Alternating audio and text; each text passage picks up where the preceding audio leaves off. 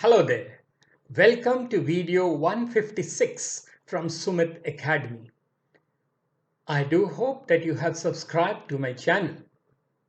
Do subscribe now so that you do not miss out on my previous or future videos. And do remember to like and share this video too.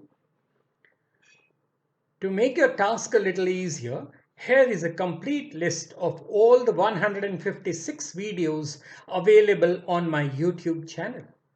The list is divided into the playlists under which they are available. Do have a look.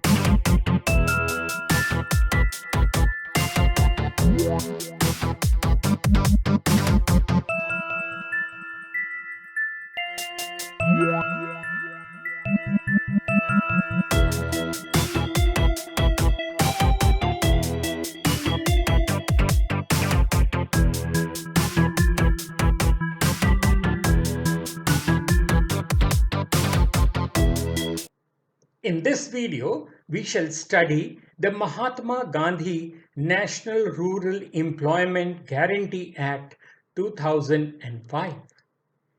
It is an Indian labor law and social security measure that aims to guarantee the right to work.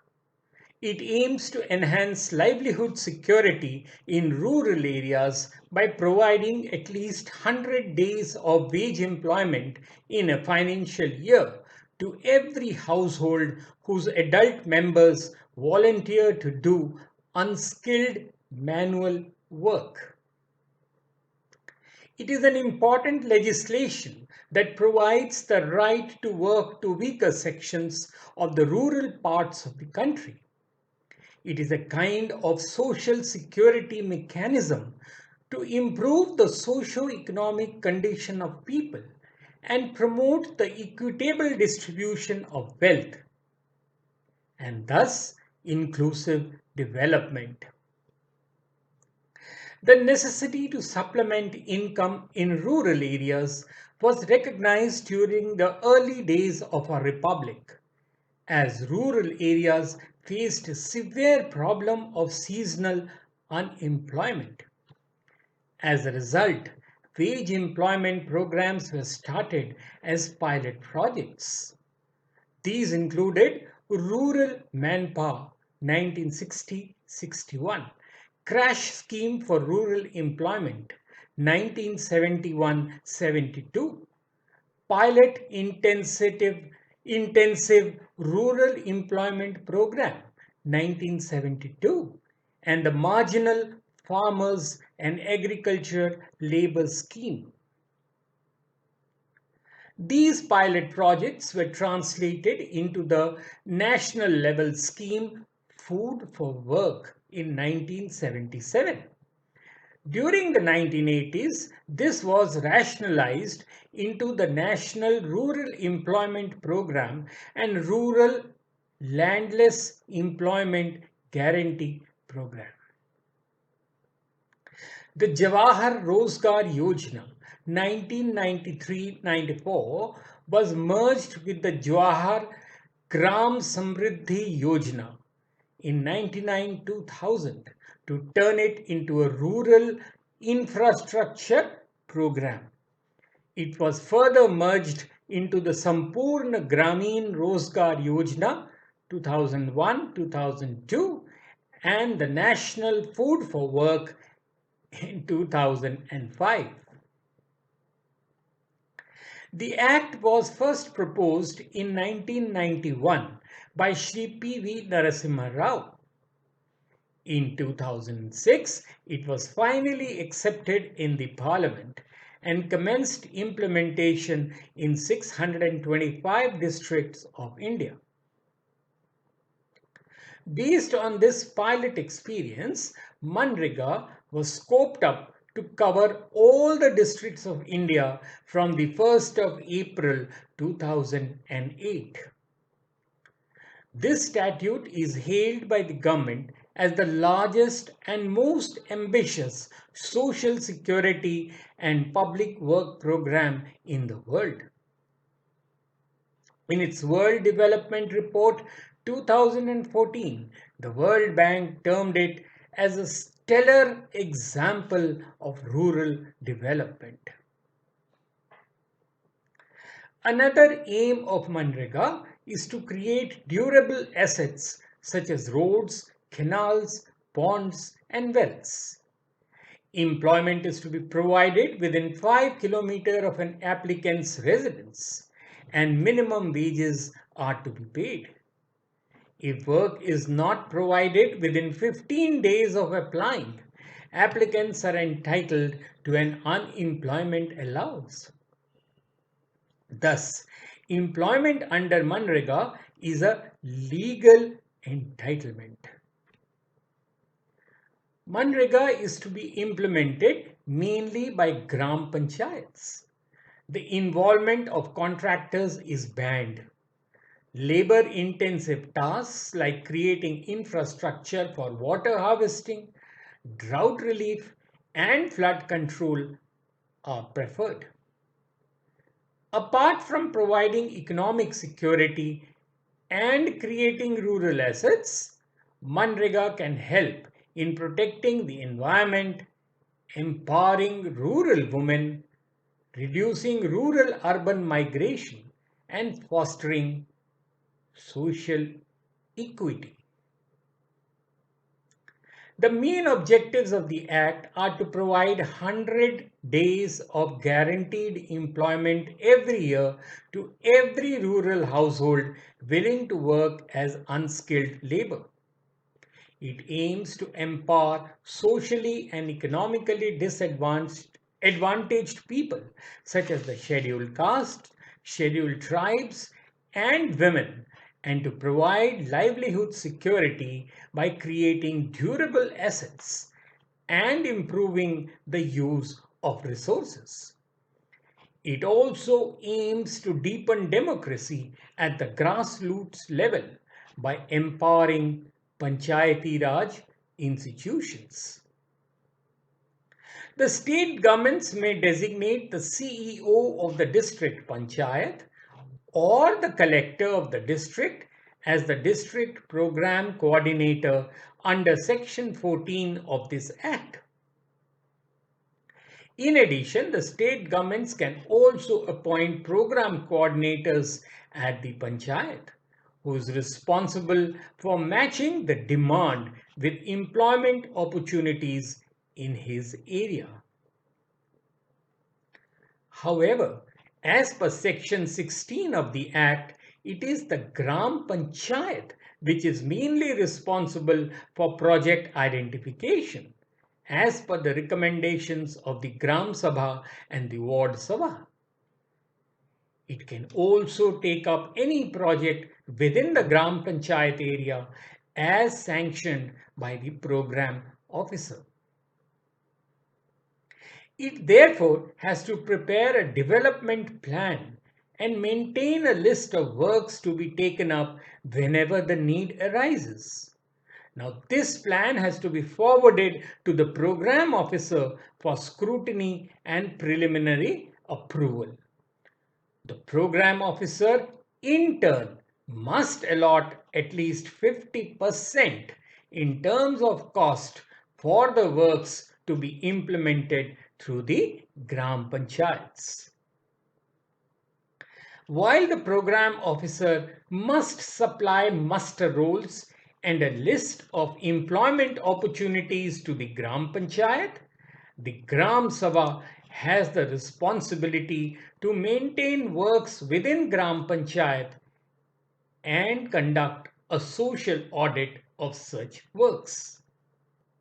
The appropriate government, both central and state, also have to establish a National Employment Guarantee Fund and a State Employment Guarantee Fund. The central government has to provide 100% of wages for unskilled manual work and 75% of the material cost of the schemes, including payment of wages to skilled and semi-skilled workers. The state government, on the other hand, has to provide 25% of material, including payment of wages to skilled and semi-skilled workers. It also has to provide the entire unemployment allowance. Now, what is this allowance? As per Section 7 of the Act, if the applicant for such guaranteed employment is not provided with 100 days of employment in a financial year, within 15 days of receipt of application, then he or she will be given an unemployment allowance. The state government shall decide the amount of such allowance in consultation with the State Council. In addition, the Act also has two schedules. The first schedule lays down the minimum features of the Employment Guarantee Scheme, while the second schedule lays down the conditions for guaranteed rural employment under the scheme and minimum entitlement to laborers. Despite state governments being unable to provide 100 days of employment to rural households, the Act is a revolutionary legislation. It is like a silent revolution in rural areas, as income security is the first step towards the empowerment of people. What is most important is that the kind of work under this scheme leads to asset creation, which results in further development of poor households. Of course, this act does have its drawbacks and lacuna, but it has nevertheless been a significant tool for strengthening democracy and a big step in the process of decentralization by empowering local authorities. In this connection, you may like to see my earlier videos on decentralization available in the Governance and Polity playlist on my channel for more on this aspect. The MGNREGA initiative has been a landmark step in the process of elevation of poverty and encourages the socio-economic development of the rural population. Being a self-targeting scheme, it does not require any special steps to narrow down the beneficiaries. The Act has also considerably improved the financial condition of the rural women. Their wages contribute to the annual income of the families, thus increasing their purchasing power and improving their standard of living. Combined with other empowerment schemes like Pradhan Mantri Sahaj Bijli Har Ghar Yojana and the Antyodaya Anna Yojana, this act has given rural households encouragement to lead a healthy life. The Act has also led to financial inclusions, as the wages are generally paid through bank accounts or post offices. The seasonal migration from rural to urban areas has reduced, as the Act is providing work closer to home and the working conditions have improved. And best of all, it has led to an improvement in the conditions of the scheduled caste and scheduled tribe. As of course, there is no discrimination in terms of caste and class. Well, that's all from me in this video. This video is based on the information freely available on the internet. No originality is claimed for the same. The intention of this video is only to prepare candidates for answering examination questions on the subject and not for any financial gain. Do like and share this video and do subscribe to my channel now so that you do not miss out on my previous or future videos. Till later then, cheerio.